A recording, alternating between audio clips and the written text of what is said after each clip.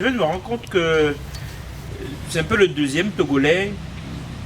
Justement, tu as cité Esclave de Kanye Alem, ça c'est roman, qui, en faisant un travail historique, essaie de réhabiliter un grand oublié. Kanye, c'était Adam Dozan, justement, et toi, c'est Tassi Rangbei. Sauf que vous deux, en le faisant, vous tournez vers le Dahomey. C'est vrai que tu as répondu tout à l'heure, mais en voyant cette récurrence-là, une fois, bon, c'est peut-être une coïncidence, mais deux fois, je me demande s'il n'y a pas je sais pas, un côté, si c'est pas le rapport que nous, ici, j'ai envie de dire côtiers, ou en tout cas ceux d'un certain sud du pays avant, par rapport à... Est-ce qu'on ne se tourne pas finalement plus vers le Dahomey en tant que arrière-cour historique et culturel, en tout cas dans une espèce d'imaginaire, que plutôt vers, je sais pas, comme tu disais, à Gokoli par exemple, du côté du notre voisin. Donc, et surtout ce désir-là de donner la parole à des gens qui ont été délibérément effacés de leur propre histoire. Ça m'interpelle quand même beaucoup, que ça arrive deux fois comme ça chez des Togolais. Ok. Et par rapport à la première observation, bon, je peux dire que tu as raison, hein, je ne vais pas... mais moi, je pense que d'abord, si on prend tous les Togolais, un Togolais a au moins un parent, soit béninois, c'est-à-dire si on voit dans l'ascendance, ou bien ghanéen, il y a toujours un, ou bien même les deux à la fois. Il peut y avoir des exceptions, mais généralement, on a un parent ici ou là, etc. Donc, qui fait que il y a des liens, il y a des choses qui nous visitent, hein, dont on n'a pas conscience. Parce qu'on n'est pas que quelque chose de rationnel, il y a des choses qui nous dépassent. Moi, par exemple, quand je fouille, j'ai des ramifications comme ça. Voilà. Bon, maintenant, l'autre chose, c'est que parler de ce qui me concerne directement, c'est comme rentrer dans ta chambre à coucher. Et il faut bien se préparer avant de rentrer là-bas. Et donc, écrire une pièce qui, on peut dire en griffe lointaine, qui parle du Dahomey, ça me permet aussi d'être plus neutre, ou bien d'apprendre la neutralité, ou bien d'épurer mon regard par rapport à ce travail, ce traitement d'un fait historique. Parce que quand tu vas commencer par regarder dans ta marmite, est-ce que tu pourras voir et dire tout ce que tu peux dire honnêtement en tant qu'écrivain? Parce qu'un écrivain a aussi des responsabilités quand tu prends la plume. Et donc, pour moi, je commence là-bas pour venir ici. Et je ne m'en cache pas. Parce que, et puis je ne veux pas, c'est un truc, tu ne fais pas et que tu rates. C'est pas quelque chose qu'il faut rater. C'est comme un enfant que tu mets au monde, tu dois tout faire pour qu'il soit comme il faut, avec tous les éléments. Donc, on ne se rate pas, il n'y a pas de coup d'essai. Donc, qui fait que tu prends ton temps. Peut-être que je ne pourrai jamais le faire, mais je veux prendre mon temps et sur les étapes, calmement, et venir, et quitte à me cogner contre la porte, quoi. Donc, je ne vais pas me cacher, tu as raison, mais c'est que je veux bien m'habiller, me parfumer avant d'aller dans ma chambre à coucher. Voilà. Oui, alors, et avant de continuer, oui, madame, s'il vous plaît.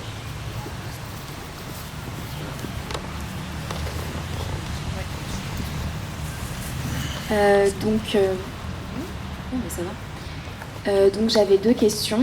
La première question, c'était sur la forme littéraire que vous avez choisi d'employer, donc le théâtre. Et Dans ce que vous avez dit, j'ai cru comprendre que, selon vous, le théâtre était particulièrement approprié pour votre projet parce que vous vouliez vraiment donner la parole à cette femme. Oui. Mais je me demandais si peut-être il y avait une réflexion. Est-ce que c'était aussi évident dès le début que c'était le théâtre qu'il fallait choisir, ou est-ce que vous aviez une réflexion sur d'autres formes littéraires à employer? Et puis ma deuxième question, c'était en fait, j'aurais bien aimé que vous reveniez un peu plus sur pourquoi cette femme a été occultée, quelles sont les raisons, est-ce qu'il y a des personnes qui ont joué un rôle dans cette démarche d'occultation. Donc voilà, c'était un peu mes deux questions. Ok, merci. Oui. Ok. Bon, j'ai pris d'abord beaucoup de temps de recherche. Et selon les éléments que j'avais, bon, un roman, ça pourrait faire l'affaire pour aussi. De la poésie, pour moi, pas tout à fait. Pas tout à fait.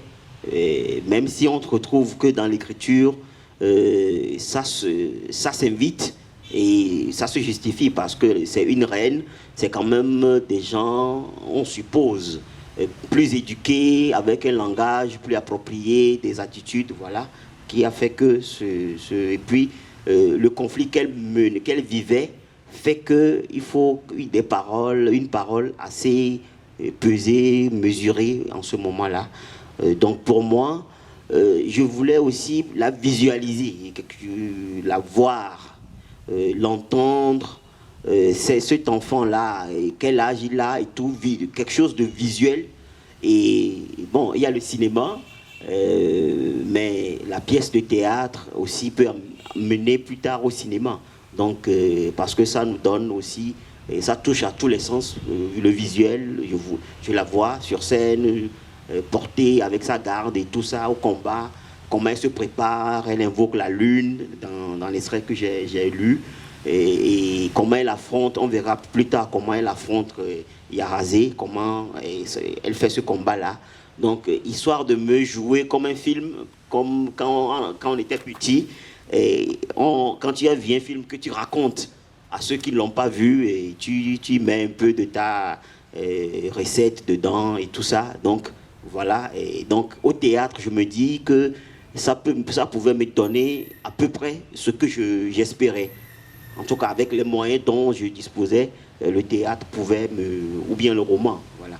Maintenant, la deuxième question, c'est... Pourquoi elle a été auscultée comme ça? Qui a joué ce rôle? Ok. Voilà, la première, pourquoi elle a été auscultée? Occultée, effacée, oui, occultée.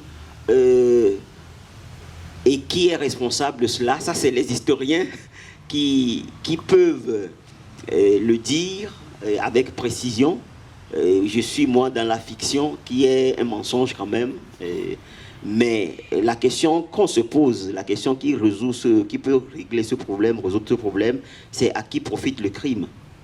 Pour trouver celui qui est le mieux placé pour exercer une quelconque pression mortifère ou voilà sur elle. La pièce nous dira que d'ailleurs l'histoire dit celui qui a succédé. Donc moi je ne peux pas nommer parce que c'est complexe. Mais voilà un peu le déroulé de l'histoire. Et l'autre élément est que celui-là qui vient, c'est à partir de lui ou bien en ce moment que l'effacement commence. C'est-à-dire qu'on ne la nomme plus jusqu'à... Et il n'est pas seul, puisque après lui, d'autres personnes sont venues et on se passe la balle. Donc, si j'efface un élément de la balle et je te la passe, soit tu l'écris si tu es d'accord et tu passes, ou bien tu continues par passer. Et donc, à ce jour, je pense qu'on s'est passé la balle jusqu'à aujourd'hui. Et pourquoi il fallait l'effacer? C'était simple. Il y a un proverbe... Et même chez nous ici, qui dit qui littéralement veut dire une femme ne peut pas se mettre debout et pisser comme un homme le fait, voilà, elle doit s'abaisser. Donc, qui veut dire, en griffe, un signe de soumission, elle doit s'abaisser. Et l'homme, à l'époque, on dit que la femme n'hérite pas du trône. D'ailleurs, c'est pour cela qu'elle n'est pas reine. Et que c'est parce qu'elle était jumelle, et c'est des jumeaux, qu'elle a eu cette faveur. Je pense que même dans l'histoire, c'est rare. Je crois qu'elle est la seule qui, étant jumelle avec le roi, a eu le droit d'avoir une cour avec ministre de ceci, un gouvernement à l'époque, sauf la couronne. Et donc, si elle n'était pas jumelle, il n'y aurait pas match. Voilà. Donc, la vraie raison, c'est culturel. C'est culturel. Les femmes... bon, c'est aussi politique, puisque quand on dit que la femme n'exerce pas le pouvoir, c'est politique. C'est une raison tout à fait politique, parce que c'est une décision qu'on prend, et on sait pourquoi on la prend en ce moment-là. Et c'est plus politique que tout pour moi. Parce que qu'est-ce qui fait qu'une femme ne peut pas? Est-ce que c'est une incompatibilité? Est-ce qu'elle est inférieure? Pourquoi? Et maintenant, c'est elle qui sauve le royaume. Parce qu'en ce moment, si on veut parler de virilité, ça ne tient plus. Parce que les hommes ne pissent plus. Pour que ça fasse l'affaire. Et que c'est les femmes qui doivent aller faire le travail. Qui doivent pisser debout ou accroupis. Qui fait que ça change. Le cours de l'histoire change.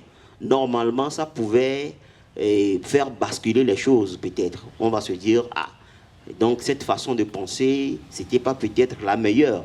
Parce qu'on vient de voir qu'il y a une femme qui a fait ce qu'on n'a pas pu. Est-ce que c'est un atout? Si on le prend comme un atout, on peut continuer, on peut l'accepter. Donc, ajouter cela à ce qu'on avait avant et continuer la vie.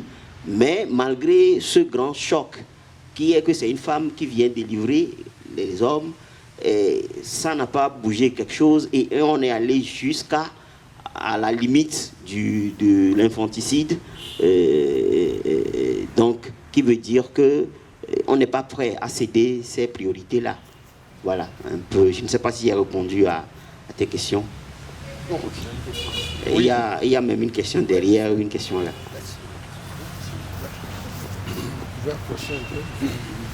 Oui, merci. Je suis Nkounou, écrivain.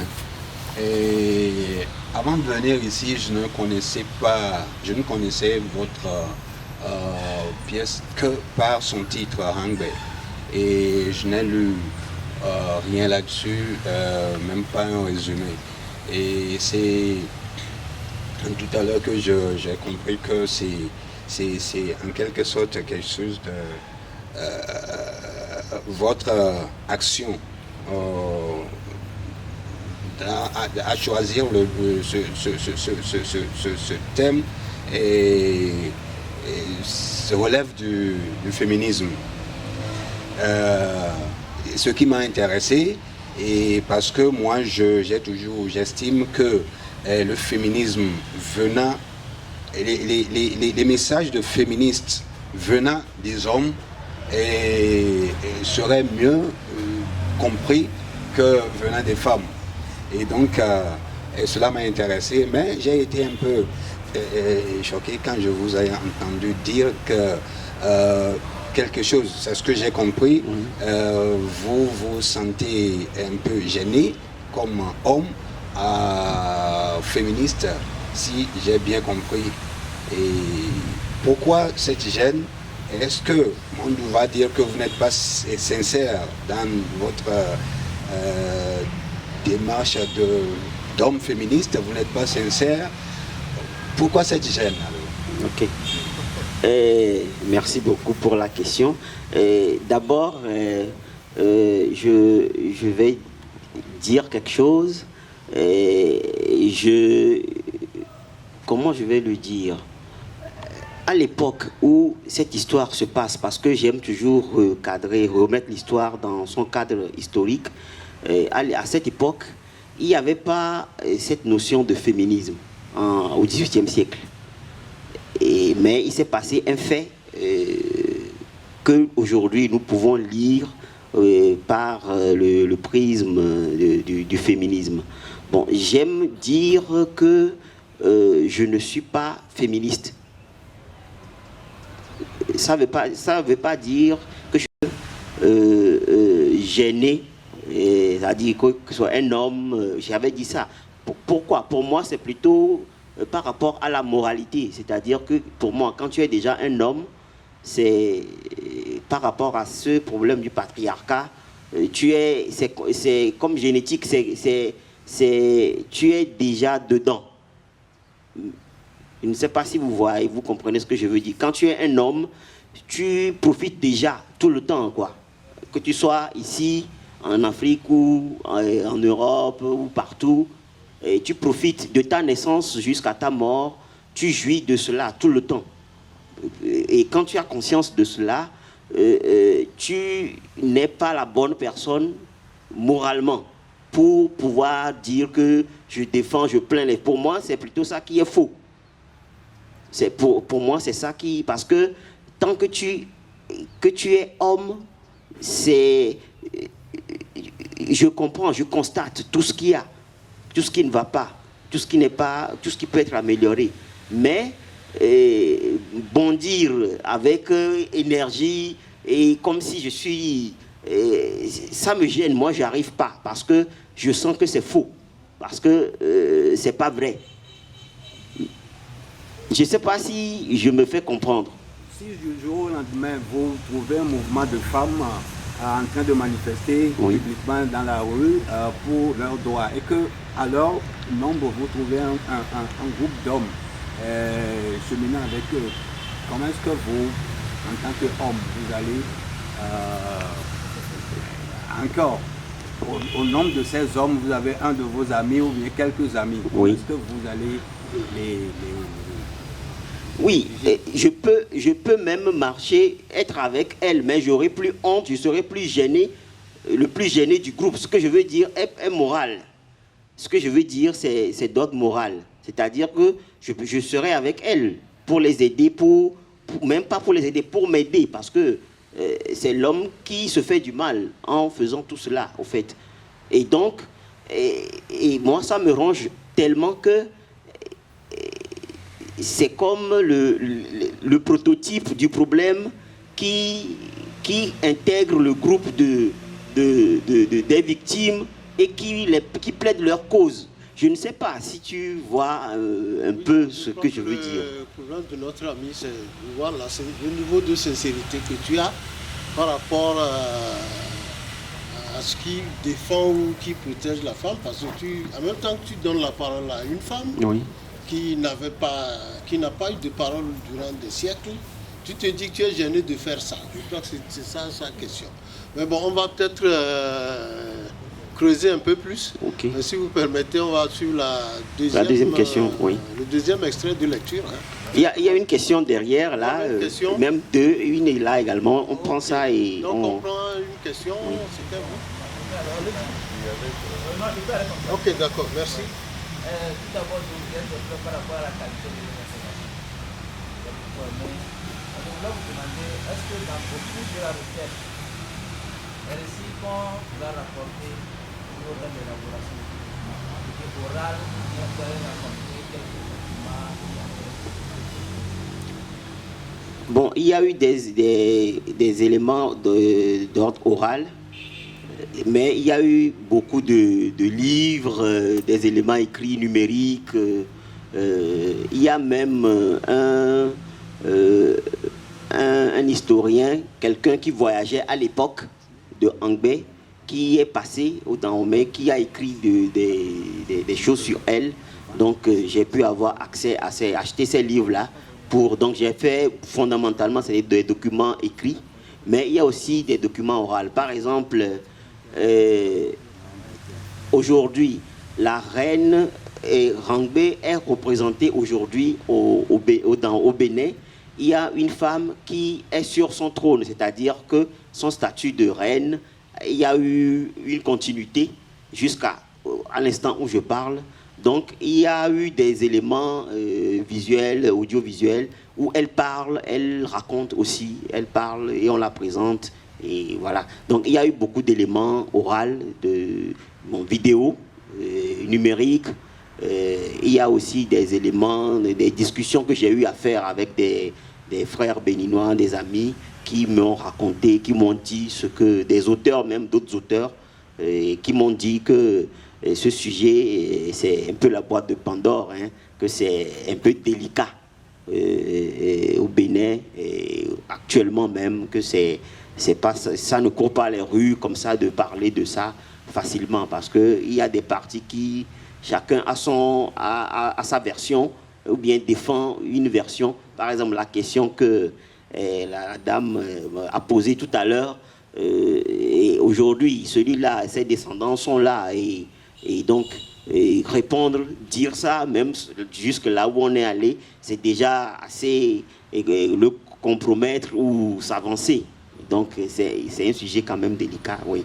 Donc, je voudrais qu'on écoute un extrait. Vous pouvez garder votre question, c'est un court extrait, je pense. Oui. C'est une seule scène. Oui. Et juste après, on revient sur toutes ces questions-là. Oui. Donc c'est la scène 8 qu'on va...